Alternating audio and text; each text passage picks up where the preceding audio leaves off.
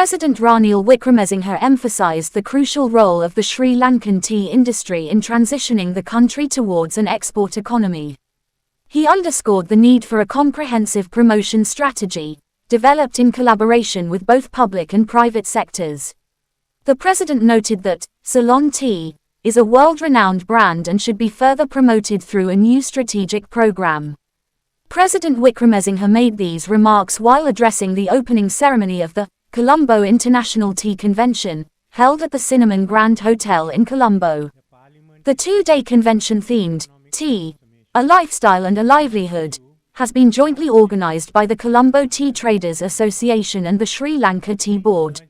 An exhibition featuring tea producers and related businesses in Sri Lanka was also part of the event. Industry experts, leading brands, and social organizations from numerous countries, including Kenya, China, India, Japan, the United Kingdom, the Gulf countries and the United States, gathered at the convention representing the entire global tea value chain from crop to cup. During the ceremony, Colombo Tea Traders Association Chairman Sanjay Hayrath presented a special souvenir to President Ranil Wickremesinghe. As we are meeting here today, the Parliament is debating the Economic Transformation Bill. I need not tell you what hardships that we underwent in the last 4 years. But as we emerge from bankruptcy, we have to remember that we still need foreign exchange to pay for our goods. And the decision of the government was to transform the economy in the next decade to a highly competitive, export-oriented economy based on net zero and digitalization. The principles and the institutions are contained in this bill, which is being debated today. I hope both sides of the House will vote for it, though there is a big question mark. Nevertheless, I don't intend to speak on the bill itself, but to refer to the role that the tea industry has in achieving this transformation. Our transformation from a feudal economy to a modern economy in the 19th and the 20th century was driven by our plantation industry, by tea. A lot of modernization methods may not have come into being if there was no tea industry. And certainly, Allah would not have been a tourist attraction without the tea industry coming into being. So therefore, now you are at the next stage. And let's be realistic. We are a country which broke up our capital formation, which came out of land, plantations for about 30-40 years.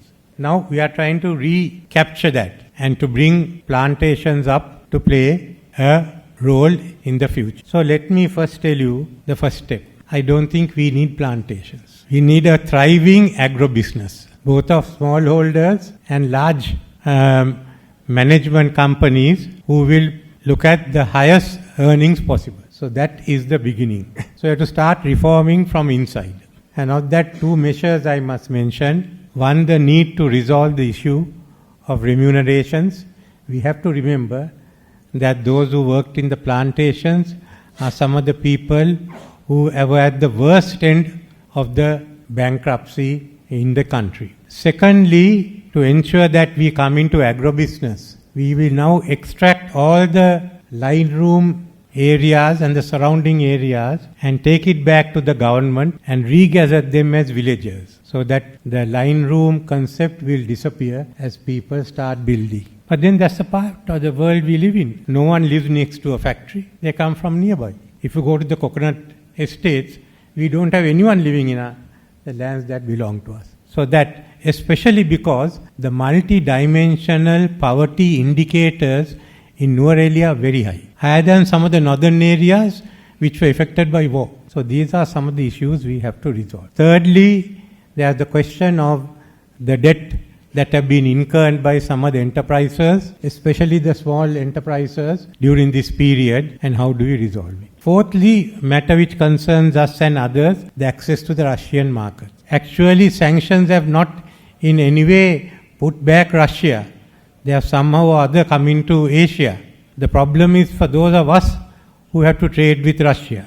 And maybe those will require new look, but we'd have to wait the outcome of the US presidential election. Till then, you have to use your means of how you get your tea across to Russia, which I should not know. That's the only requirement. But there is now what is the model of our enterprises? We have the smallholders, and how do the plantation industry become agribusiness? And are we going to stay only to tea, or are we going to allow smart agriculture in your areas, give you a mix? Those something forestry, and in time to come, there will be land that will be opened out in other parts of the country for agro-businesses to grow. So there are opportunities of applying. I have no issue on that. Some of our companies have gone abroad and they have also established themselves elsewhere. That's not a problem with the government. As long as we are the biggest player in the game, subject to that, we can go ahead. Because Sri Lanka must have a dominating position in the market. But having said that, what is the future of tea? Are people going to drink tea the way we drink tea? What are the millennials, Gen Zs and all going to do? Now that's your future. And that future is not in Sri Lanka, except for the promotion and the R&D you're doing here. You have to carry your battle straight into these areas, into Europe, into Americas. Are they going to drink iced tea? Are they going to have a tea drink? We do not know that. And to help that, Sri Lanka is now will bring the climate change legislation and the new environment laws which will enable us to hit net zero even before the target date. So that is the help that we can do there. But what people are going to drink is something you all have to decide. Or will you be eating something with tea? We don't know. We just can't say what it is. And that is where the battle is. So we have to now look at the TRI. What have they done? What should they do for the future? And make it joint partnership between government, which will provide funding, and the private sector. So I think in a way, we have to look at now, not the tea board or the tea smallholders. They are all there. They have to be restructured. But the Tea Research Institute, and how are we going to build it up? So those are my thoughts on the industry. You all are the ones who are in the game. And it's for us to look at the future, because many of the problems we have mentioned here are capable of being settled by us. But we have a future out there.